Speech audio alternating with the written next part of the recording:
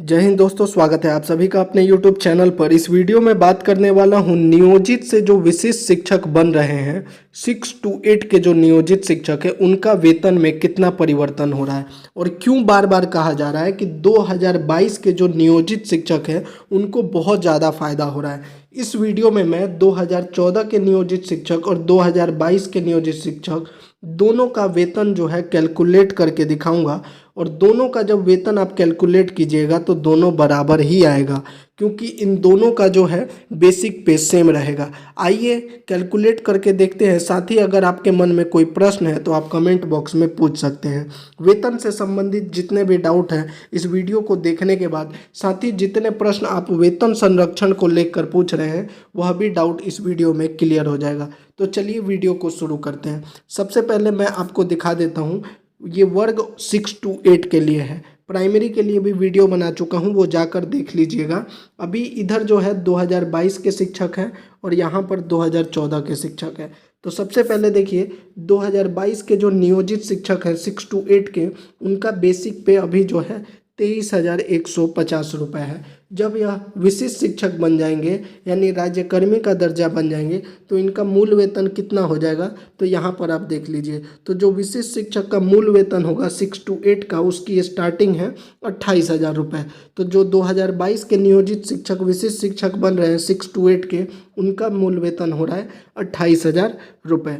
अब 28,000 रुपये है। साथ ही अभी महंगाई भत्ता आपको तो वैसे तो 50% से मिल रहा है, लेकिन आपको पता होगा साल में 2 बार जो है महंगाई भत्ता बनता है और जुलाई में जो है 3% और बढ़ चुका है, जिसकी घोषणा जो है अक्टूबर में की जाएगी। लेकिन आपका जो है वेतन जो है जुलाई से ही डियरनेस अलाउंस आपको 53% के हिसाब से मिलेगा। यानी अभी जो वर्तमान में आपका डियरनेस अलाउंस है वह कितना है, वह 53% है। तो आप डियरनेस अलाउंस निकाल लीजिए 53%, तो ये हो जाएगा 14,840 रुपये।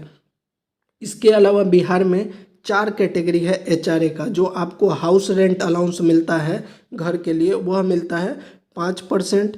ग्रामीण क्षेत्रों में 7.5% मिलता है आपको, अनुमंडल क्षेत्र में 10% मिलता है, शहरी क्षेत्रों में और पटना नगर निगम के शिक्षकों को मिलता है 20% एचआरए। तो हम मान के चलते हैं कि ग्रामीण क्षेत्र के जो शिक्षक हैं उसमें 5% जो मिनिमम मिल रहा है, तो 28,000 का जब आप 5% निकालेंगे तो 1,400 रुपये हो जाएगा। वहीं मेडिकल अलाउंस आपको मिलता है 1,000 रुपये।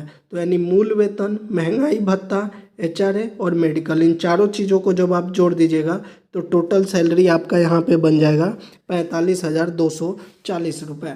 अब जब आप राज्यकर्मी बन जाइएगा तब आपका क्या कटेगा, एनपीएस कटेगा।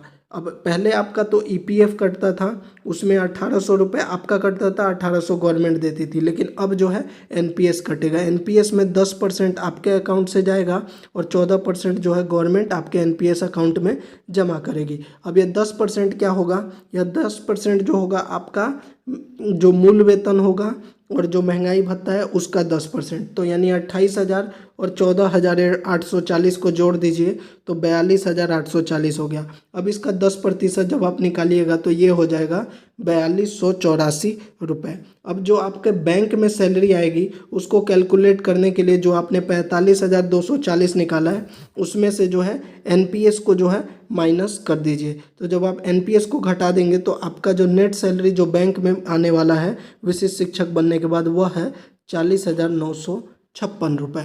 ये तो हो गया आपका वेतन कटने के बाद, एनपीएस कटने के बाद जो आपके अकाउंट में मिलेगा। इसके अलावा 14% जो है गवर्नमेंट भी आपके एनपीएस अकाउंट में जमा करती है। तो वह कितना करेगी, 14% आप इसका निकाल लीजिए। आपका जो बेसिक पे है 28,000 और 14,800 यानी 42,840 का जब 14% आप निकालिएगा तो वो हो जाएगा 5,997।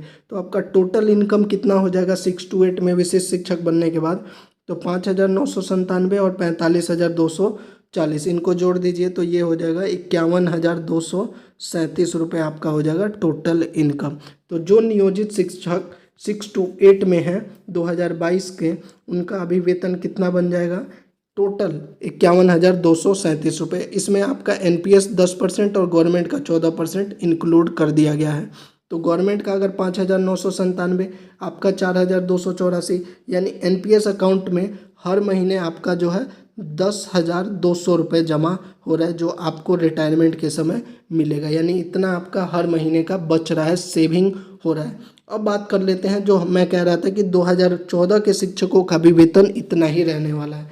तो देखिए, जो 2014 के शिक्षक हैं उनका अभी बेसिक पे कितना है, 27,710 रुपये।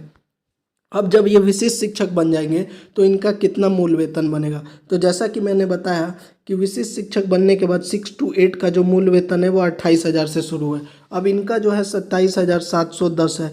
तो जो इनका वेतन संरक्षण का लाभ मिलेगा, यानी कि 27,710 के बाद जो भी 6 to 8 में वेतन होगा वही इनका होगा। तो इनका तो 28,000 ही होगा। अगर वही 28,000 से ऊपर होता, 28,200 होता, तो इनको मिलता 28,840। लेकिन इनका चूंकि 28,000 से कम है तो इनका मूल वेतन कितना होगा, तो इनका जो है मूल वेतन अभी जो होगा वह सेम होगा 28,000 रुपये। अगर मूल वेतन सेम है तो बाकी सब अलाउंसेस भी सेम है। यानी 2014 के जो शिक्षक हैं विशिष्ट शिक्षक बनने के बाद उनका भी टोटल इनकम जो होगा, जो बैंक अकाउंट में आएगा, वह आएगा 40,956। और एनपीएस वगैरह सब कुछ अगर जोड़ दें तो उनका भी 51,237 रुपये ही मिलेगा। इसीलिए बार बार कहा जा रहा है कि जो 2022 के शिक्षक हैं उनका जो है ये विशिष्ट शिक्षक बनने के बाद सबसे ज़्यादा लाभ हो रहा है। अभी ये जो मैंने सैलरी बताया है इसमें एचआरए जो है मैंने 5% ही इंक्लूड किया है।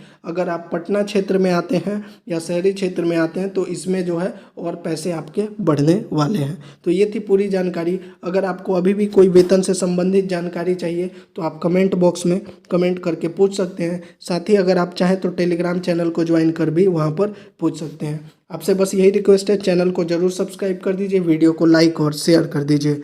जय हिंद।